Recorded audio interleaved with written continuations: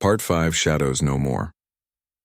The combined fleet assembled at the rally point looked like nothing the galaxy had ever seen. 800 communion vessels from 43 different species, each one representing a unique approach to warfare and technology.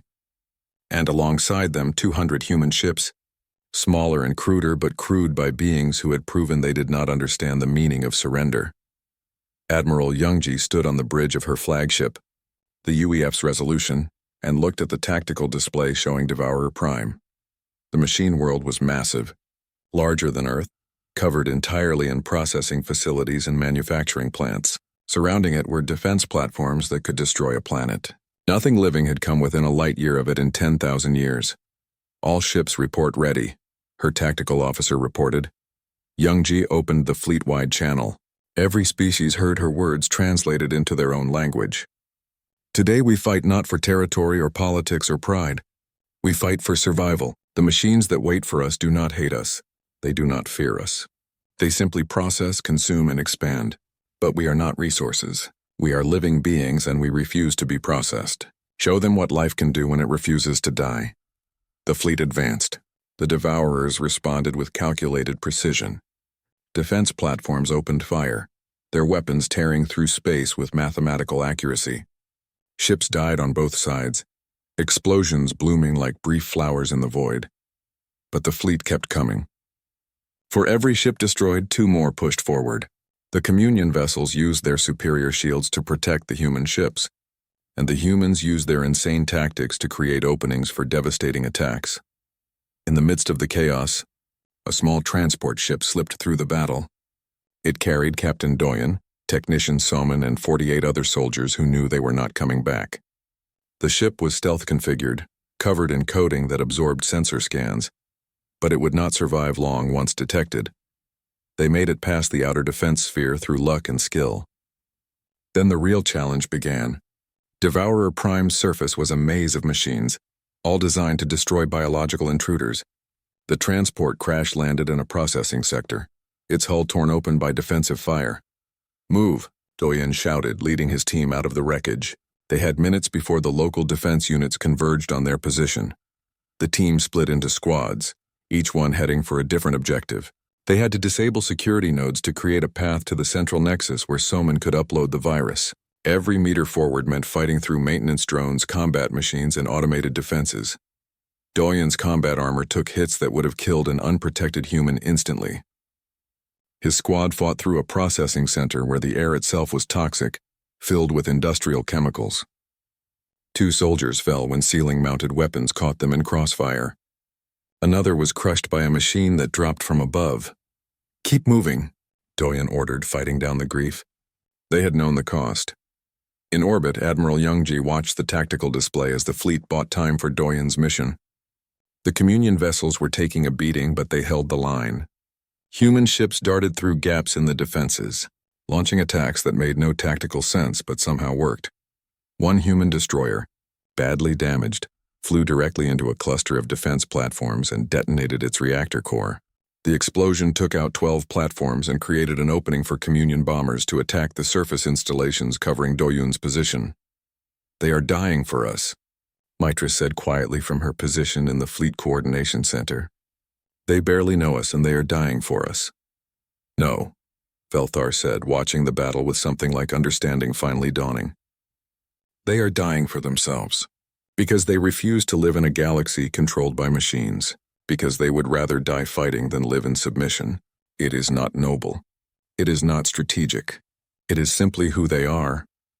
On the surface, Doyen's team reached the second objective. The security node was protected by combat drones that moved with precise efficiency. The battle was savage in close quarters. Doyen watched 8 more of his people die before they destroyed the node. "Third squad report," he called over the comm. "Third squad is gone, sir. But we got the node. You have a clear path to the nexus." Doyen felt each loss like a physical wound, but he pushed forward. They had come too far to stop now. His remaining soldiers, now numbering just 16, fought their way through the final defenses. The central nexus was a massive structure that pulsed with energy, coordinating the entire Devourer network across the galaxy. Technician Soman rushed to the access port, her armored hands already pulling out the device containing Jihoon's virus. "Cover her," Doyen ordered as the team formed a defensive perimeter. Machines were converging from every direction, drawn by the intrusion into their central hub. The battle became desperate.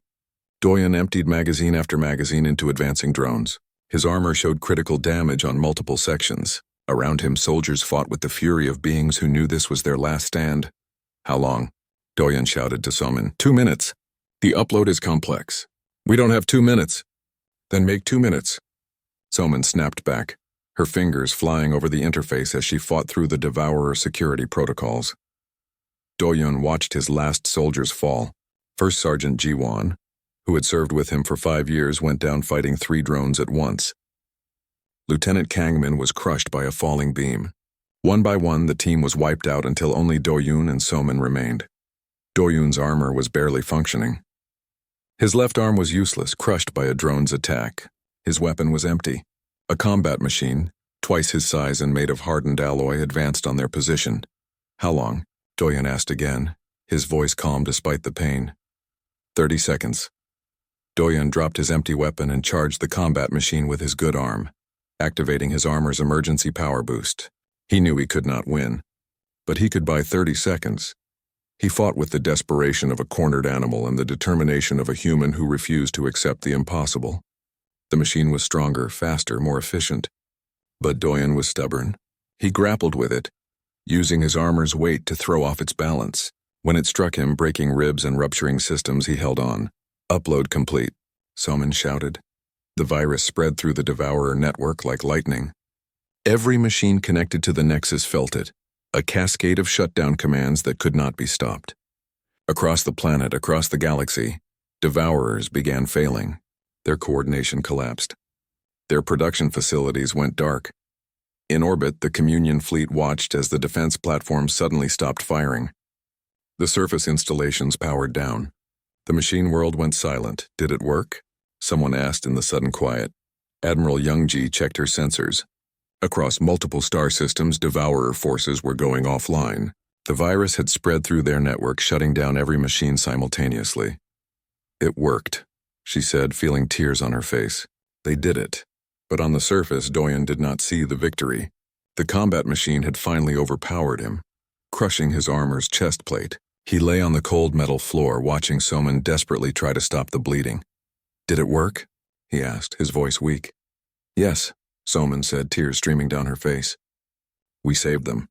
We saved everyone, Doyen smiled. Good, that's good. He opened his comm to the fleet one last time.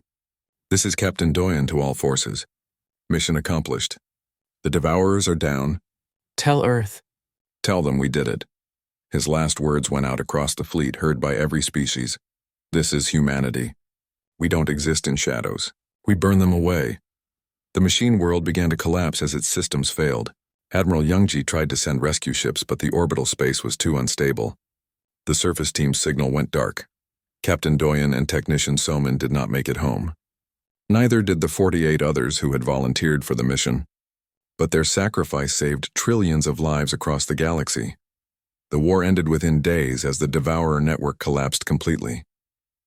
Without their central coordination, the remaining machines were easily destroyed. The Communion counted their losses, billions dead, hundreds of worlds devastated. But they had survived, because humanity had shown them that survival was not about calculation or efficiency. It was about refusing to give up. 5 years later, Ambassador Hyun, now old and near the end of his lifespan, traveled to Unity Prime one final time. He met Dr. Minji at a memorial station built in orbit of Earth. The station held the names of every being who had died, fighting the Devourers, human and alien alike. We were wrong about your species, Hyun said as they looked at the memorial wall. The Eternal Ones called you the Veiled Ones, beings in shadow. We thought it was a warning. But it was not. What was it? Minji asked. A promise. You did not emerge from shadows to threaten the galaxy. You emerged to remind us that light exists because someone is willing to fight for it. You came from darkness not to spread it, but to show us how to defeat it. Minji looked down at Earth, where a new generation of humans was growing up in a galaxy that had finally accepted them. We are not special because we are stronger. We are special because we never learned when to quit. That is what makes you terrifying, Hyun said with a gentle laugh. And wonderful. Part 4. The scourge for 3 years, an uneasy standoff existed at the edge of human space. Communion ships maintained their blockade, but they did not attack. Humanity built new ships and fortifications, but they did not expand beyond their agreed boundaries. Both sides watched each other and waited. Then the distress calls began. The first came from the inner colonies of the Seldorian collective, Mitras's people. Entire worlds went silent within hours of sending their emergency broadcasts. When Communion scout ships arrived to investigate, they found nothing. No cities, no people, no life at all. The planets had been stripped clean, reduced to barren rock. Within a week, 5 more species reported similar attacks. Worlds on the inner edge of the galaxy were disappearing, their populations vanishing overnight. The attackers left no trace, no evidence, no survivors. Mitras led the research team examining the dead worlds. What they found made her crystalline body shudder with fear. Microscopic machines in the soil, in the air, in the water. Nanomachines designed for one purpose: converting biological matter into raw materials.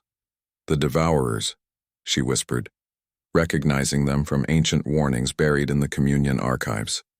They have awakened. The Devourers were older than any living species, a machine intelligence created by a civilization long extinct. 10,000 years ago, they had consumed entire sectors of the galaxy before the combined forces of 100 species managed to shut them down and bury them deep in the galactic core. Now they were back, and they were hungry. The Communion Council met in emergency session. Grand Commander Velthar looked older than he had 3 years ago, his carapace dulled by stress. Our fleets are mobilizing, but we are spread thin. The blockade of human space requires significant resources. We need every ship to fight the Devourers. Then lift the blockade, Mitra said. We need humanity's help. The council chamber erupted in objections. Species that had lost ships fighting humanity 3 years ago demanded their surrender first. Others claimed humans could not be trusted. We do not have time for pride, Mitra said, her voice cutting through the noise. The Devourers grow stronger every day they consume. If we do not stop them now, they will consume the entire galaxy, including Earth. Velthar clicked his mandibles in resignation. I will go myself. If humanity refuses, then we face extinction divided. Ambassador Hyun volunteered to accompany him.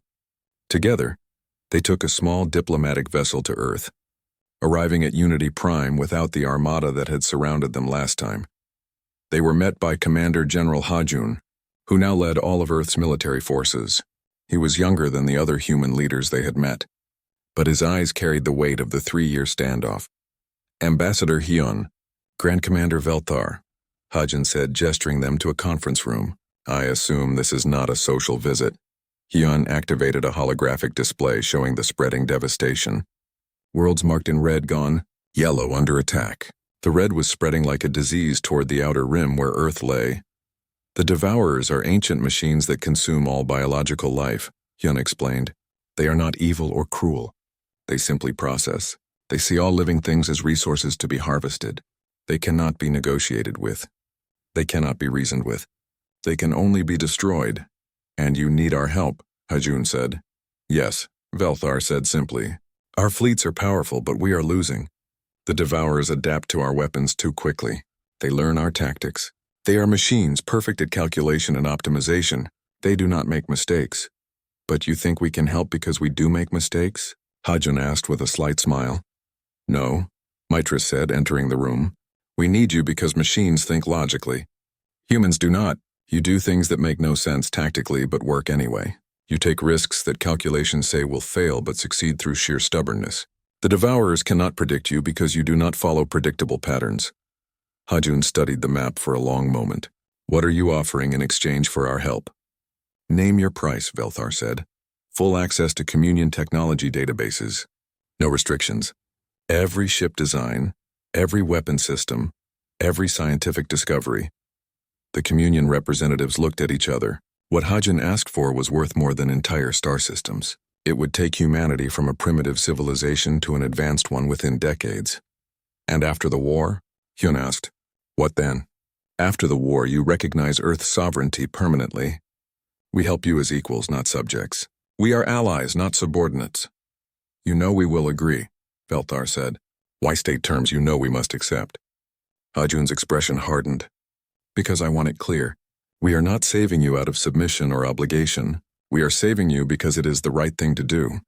And because those machines will come for us eventually anyway. But when this is over, the galaxy acknowledges what we have proven, that we deserve to be here, free and independent. Agreed, Velthar said without hesitation. He had learned that humans valued pride as much as survival. Within days, the technology transfers began. Human scientists worked around the clock, absorbing centuries of communion knowledge. But what surprised the communion was that humans did not just copy their technology. They improved it, found flaws, suggested modifications that communion engineers had never considered. Military coordinator Bora presented humanity's battle plan to the combined communion and Earth forces. She was direct and brutal in her assessment. Your fleets fight the Devourers in space where they are strongest. That is stupid. We need to attack their production facilities directly, cut off their ability to build new machines. That requires landing troops on machine worlds, a Kryn general objected. The casualties would be catastrophic. Our species do not have the psychology for sustained ground combat against such enemies. Then it is good we do, Bora said coldly. Humans have been fighting impossible odds since we figured out how to make fire. We will lead the ground assaults. Your fleets provide support and transport.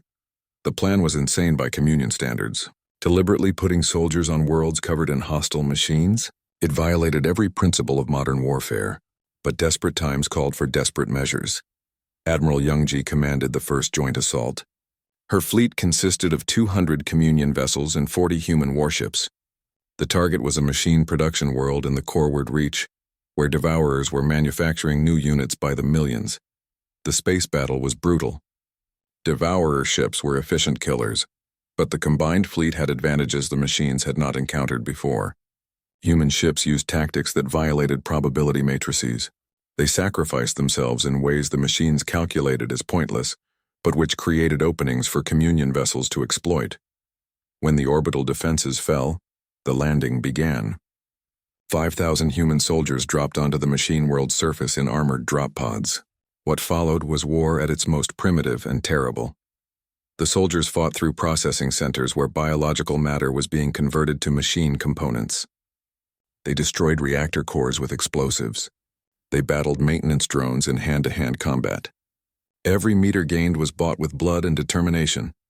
Engineer Jihoon and his team, working aboard Admiral Youngji's flagship, developed the weapon that could turn the tide. A cascading virus that could spread through the Devourer network, shutting down their hive mind coordination. The problem is delivery, Jihoon explained to the military council. The virus has to be uploaded directly to a Devourer central nexus. And the closest nexus is on Devourer Prime, their primary hub world. Everyone understood what that meant. Devourer Prime was the most heavily defended location in the galaxy, a planet-sized machine surrounded by thousands of automated defense platforms. Getting close enough to upload the virus would be suicide. We need volunteers, Admiral Youngji said quietly. Every human in the room raised their hand. The communion representatives watched in awe and horror as thousands of humans volunteered for what was essentially a death mission. Captain Doyen, now a war hero after leading multiple successful raids, stepped forward. I will lead the insertion team. This is what we do. This is what humans have always done. Someone has to go first into the darkness. It might as well be us. The mission was approved. Doyen assembled a team of 50, including technician Soman, one of Jihoon's best specialists who understood the virus better than anyone else except its creator. As they prepared to leave, Ambassador Hyun approached Doyen privately. Why do you volunteer for this? You know you will not survive. Doyen checked his weapon, his face calm. Because if we do not, no one survives. Humanity has faced extinction before. We survived ice ages, plagues, wars, disasters. We survived because when things got darkest, someone was willing to walk into that darkness and light a fire. That is what we do, Ambassador. We carry the light forward no matter the cost. The assault on Devourer Prime was scheduled for 1 week. Every ship, every soldier, every weapon humanity and the communion could muster would be committed to this final attack. Across human space, people gathered to watch the news broadcasts. They knew what was at stake. They knew the odds, but they also knew that somewhere out there, humans were about to do what they had always done when faced with impossible odds. They were going to charge straight ahead and see what happened. Part 3. The test. The Communion Armada arrived at the edge of Earth's solar system like a wall of metal and light. 3,000 warships arranged themselves in perfect formation, a display of power meant to shock and awe. Each ship represented decades of advanced technology. Each crew had trained for years in military academies that had perfected warfare over millennia. They were the finest fighting force the galaxy had ever assembled for a police action. Grand Commander Velthar stood on the bridge of his flagship, the Eternal Judgment. Through the viewing screens, he could see the primitive human fleet assembling to meet them. He counted their ships 3 times because he could not believe the number. 60 ships. That was all humanity could muster. Most were converted cargo vessels with weapons bolted onto their hulls. Their largest warship, the UEFS Indomitable, was barely a tenth the size of his flagship. They cannot be serious, his tactical officer said. They are outnumbered 50 to 1. Velthar clicked his mandibles thoughtfully. Open a channel to their commander.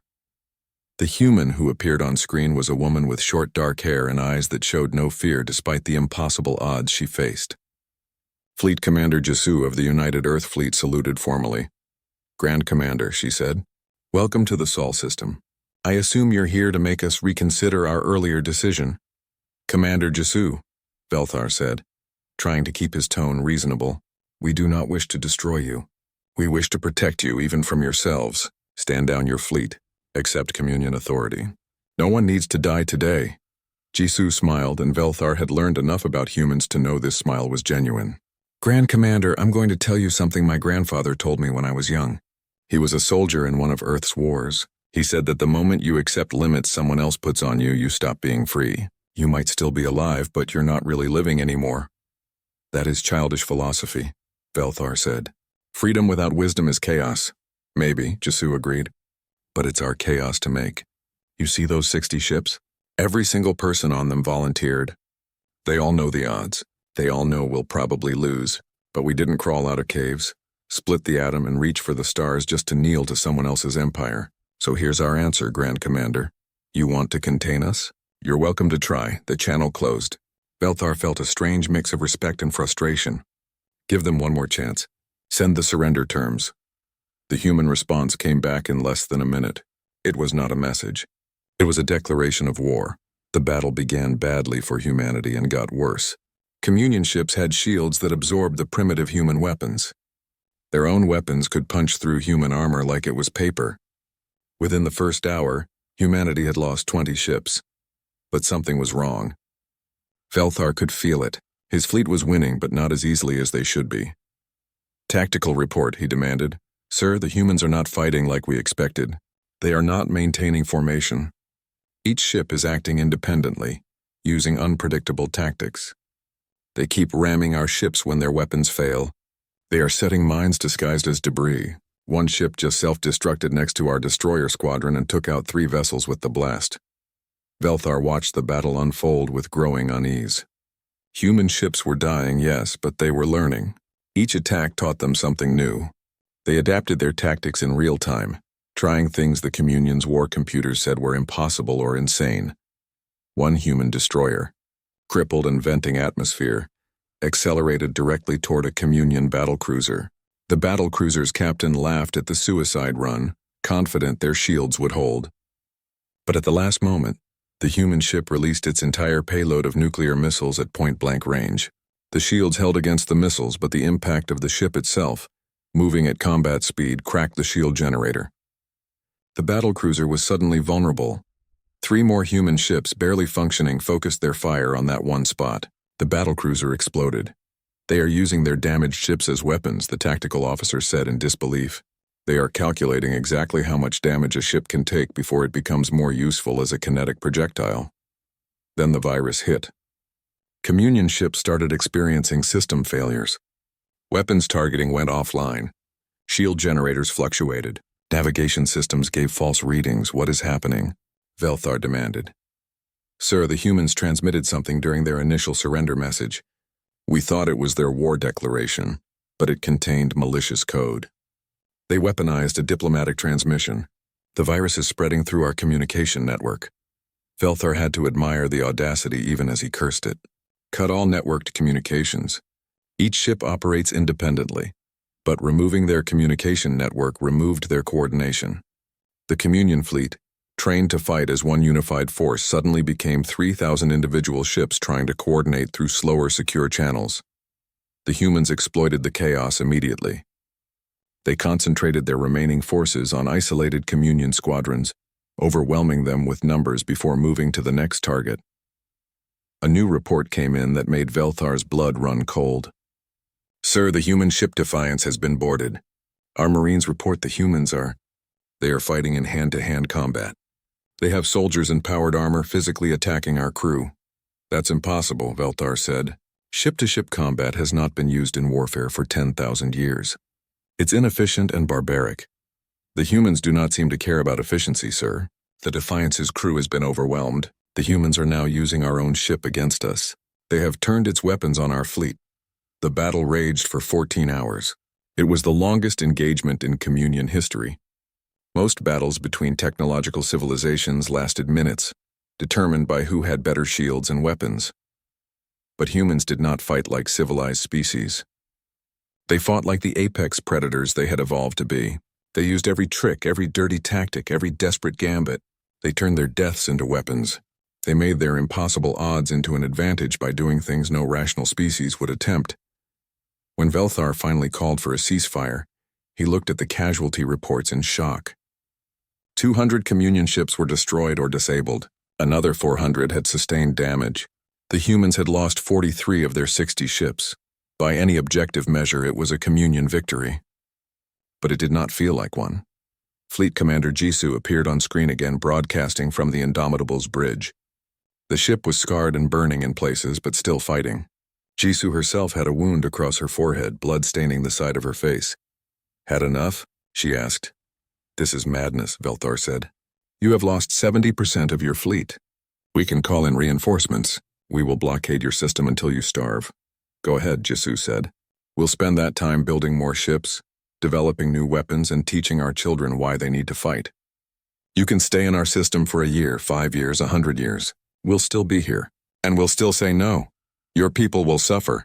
We've suffered before. We'll survive. That's what humans do." Velthar made a decision that would haunt his people for years to come. Withdraw the fleet, pull back to the system's edge, and establish a perimeter. As the Communion ships retreated to defensive positions, Velthar opened a priority channel to the Council. "We have engaged the humans, and?" Mitris asked. "We won the battle," Velthar said slowly. "But I do not think we can win a war. Not against them. Not like this." Back on Earth and Mars and Unity Prime, the celebration was brief. The military leaders knew the truth. They had survived the first test, but barely. If the Communion sent more ships, if they committed to total war, humanity would lose. Captain Doyen, who had commanded one of the defense platforms during the battle, met with the Joint Chiefs. "We need time," he said. "Time to build, time to research, time to prepare." "We may not have time," another officer said. "They could return tomorrow with 10,000 ships." "Then we fight with what we have," Doyen said. "That's what we did today. That's what we'll do tomorrow." But across the galaxy, something unexpected happened. The other Communion species had watched the battle through their military networks. They had seen what humans could do when pushed to the edge. They had seen a primitive species fight the combined might of 43 advanced civilizations to a standstill. Mitris compiled a report that spread through academic circles like wildfire. She had analyzed every second of the battle, studied every human tactic. Her conclusion chilled every species that read it. Humanity did not fight to win today. They fought to learn. They tested us, studied our tactics, identified our weaknesses. Every ship they lost taught them something new. And they have already begun applying those lessons. If we fight them again in a year, they will be twice as dangerous. In 10 years, they might be unstoppable. We did not fight a primitive species today. We fought the early stages of something the galaxy has never encountered before. The Eternal Ones remained silent, but those who could sense their presence felt something that might have been satisfaction. The test had been passed, though not in the way the Communion expected. Humanity had proven they would not surrender. Part 1. The Prophecy.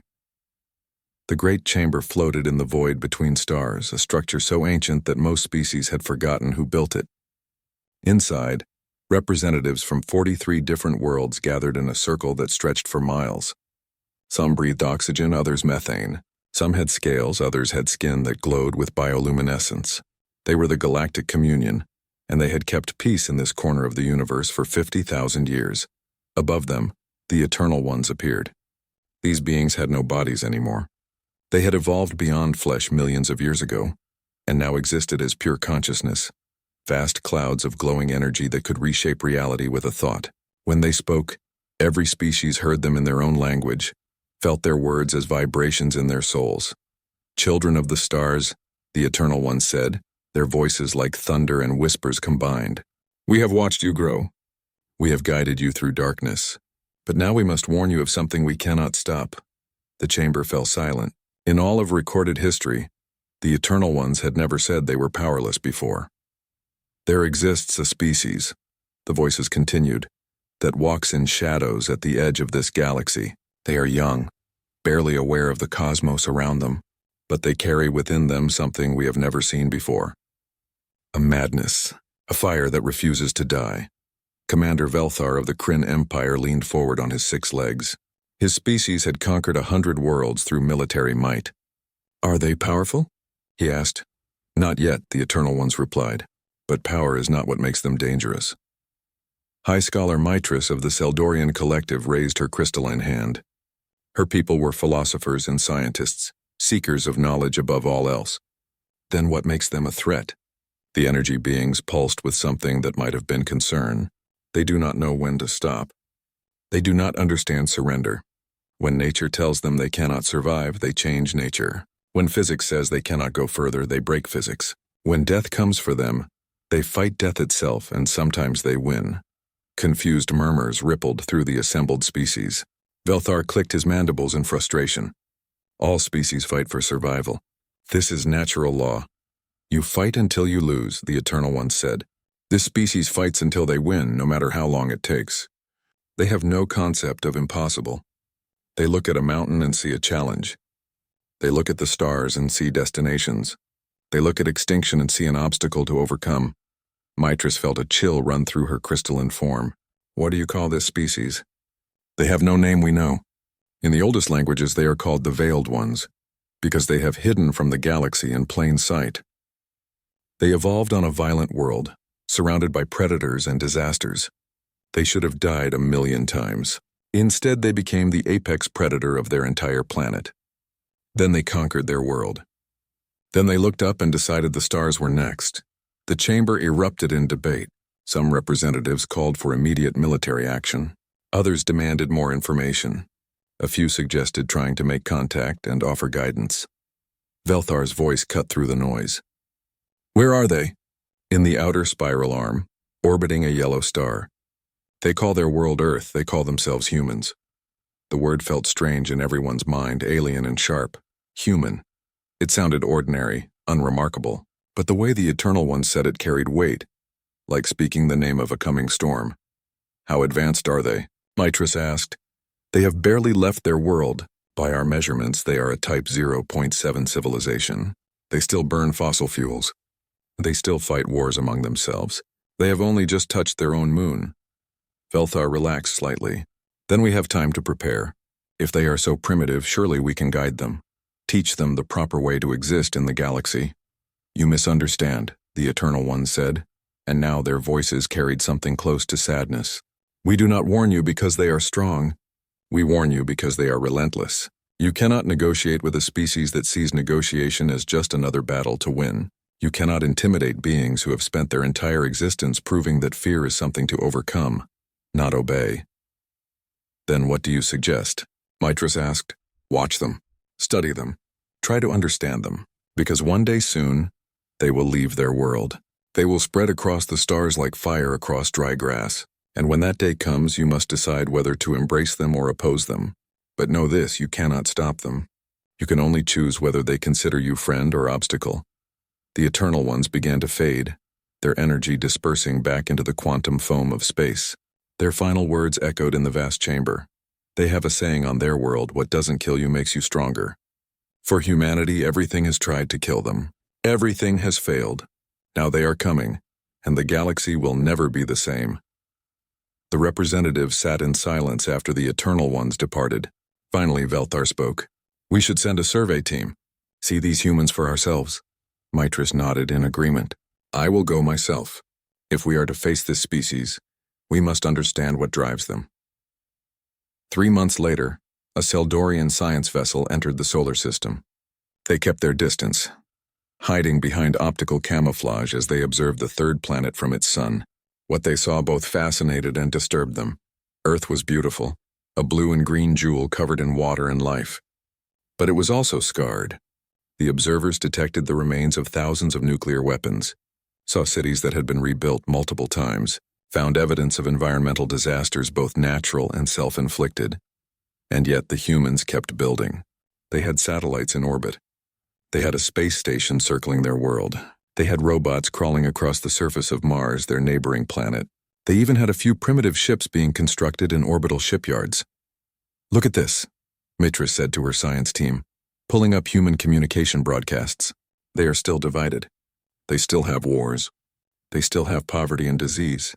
But look at what they dream about." The broadcasts showed human entertainment, their stories and myths. Every single one involved humans overcoming impossible odds. Their heroes were not the strongest or smartest. Their heroes were the ones who refused to give up, who got knocked down and stood back up, who faced gods and monsters with nothing but determination and clever thinking. "They worship persistence," one of the scientists observed. "No," Mitris said quietly, watching a human movie where a man fought against a computer that controlled his reality. "They are persistence. It is not a trait they have. It is what they are." She recorded everything and prepared her report. As the science vessel left the solar system, Mitris looked back at the small blue world. "The Eternal Ones were right," she whispered. "They are not coming. They are already here, in the darkness, building themselves into something the galaxy has never seen. And when they finally step into the light, we will all have to choose." The report reached the Galactic Communion 3 weeks later. The debate began immediately. But while the galaxy argued about what to do, humanity continued their work. They built new ships. They developed new technologies. They looked at the stars and made plans. The shadows were almost ready to reveal what they had been hiding. And the galaxy was not prepared for what it would see. Part 2, First Contact. 30 years passed faster than anyone expected. The Galactic Communion sent observation drones to watch humanity's progress, and what they saw defied all their models of civilization development. Species were supposed to grow slowly, building on each generation's knowledge over thousands of years. Humanity seemed to have skipped the manual and written their own rules. They had colonies on Mars now, actual cities with hundreds of thousands of people living under protective domes. They had mining operations in the asteroid belt. Their space stations had grown from simple modules to massive structures that rivaled some of the Communion's smaller outposts. And their ships, crude as they were, had begun exploring beyond their solar system using early faster-than-light technology they had somehow stumbled into discovering. The Communion Council met again, this time without the Eternal Ones present. Velthar had risen to become Grand Commander of the Kryn military fleet. He stood before the assembly, his aged carapace scarred from decades of service. "We can wait no longer," he said. "The humans are expanding. Soon they will encounter other species. If we do not make contact now, we lose the opportunity to guide them properly." Mitris, now an elder scholar, agreed for different reasons. "We need to understand them. Every observation brings more questions. They still fight among themselves, yet they cooperate on their space projects. They still have crime and corruption. Yet they send missions to explore planets that offer no immediate benefit. They are contradictions wrapped in paradoxes." The council selected Ambassador Hyun for the first contact mission. He was a Valrian, a species known for their diplomatic skills and patient nature. Hyun had negotiated peace in 100 conflicts. Surely he could handle one primitive species. The Communion flagship arrived at the edge of Earth's solar system and sent a message in every language humanity used. The message was simple. "We come in peace. We wish to talk. Please receive our ambassador." Humanity's response came within hours.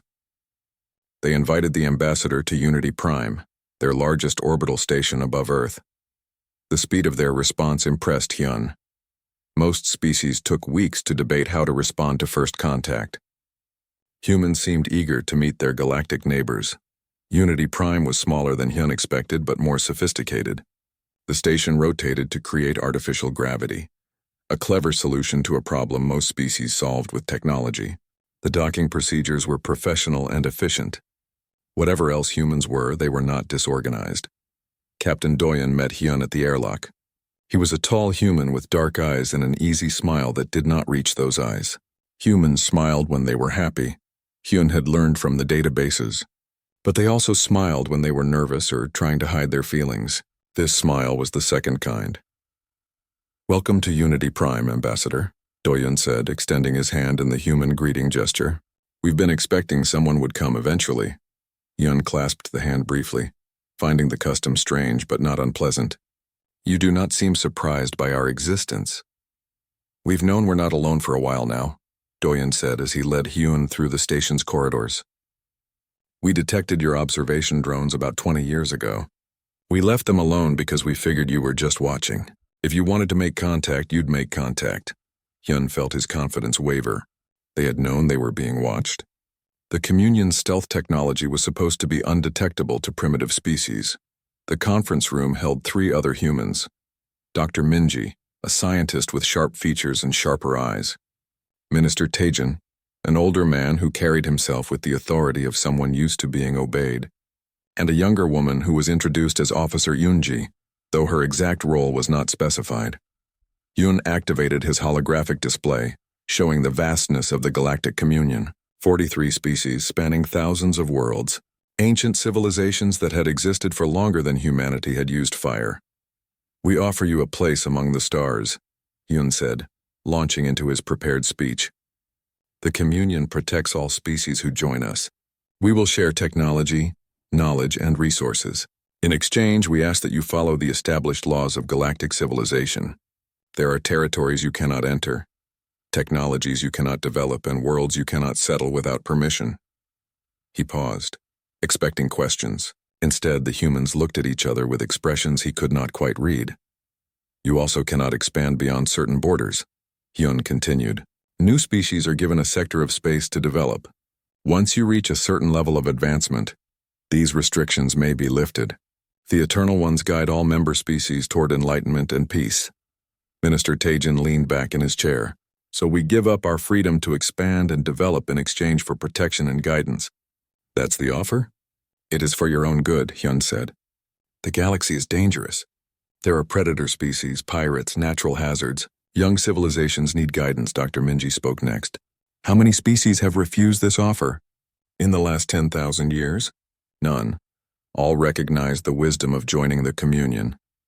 "Then we'll be the first," Captain Doyen said simply. Hyun blinked, his translator device surely malfunctioning. "I do not understand." "You refuse?" "We appreciate the offer," Minister Taejin said. "We really do. It's generous in its way, but humanity doesn't do well with being told what we can't do. It's not in our nature to accept limits someone else sets for us." Hyun felt panic rising. This was not in any of the scenarios they had prepared for. "You do not understand the dangers. There are species out there that could destroy your entire civilization before you knew they were coming. Then we'll learn to see them coming," Dr. Minji said. "Look, Ambassador, we understand you mean well, but humanity's entire history is about breaking limits. We were supposed to stay in Africa, we spread across the world. We were supposed to stay on the ground, we learned to fly. We were supposed to accept our planet's resources, we reached for the moon. Asking us to accept artificial boundaries is asking us to stop being human." Officer Yoonji spoke for the first time. "We've reviewed your Communion's history. You've had the same territory for 10,000 years. Your technology has barely advanced in 5,000 years. You're stable, peaceful, and stagnant. That's not a future we want." Hyun tried a different approach. "The Eternal Ones have wisdom beyond measure. They guide us toward perfect civilization." "Perfect for who?" Captain Doyen asked. "Look, we don't doubt these Eternal Ones are powerful, but we make our own choices. We succeed or fail on our own terms." The meeting went on for 3 more hours. Hyun used every diplomatic technique he knew. He offered technology, threatened consequences, appealed to logic and emotion. Nothing worked. The humans were polite but immovable. Finally, Minister Taejin ended the discussion.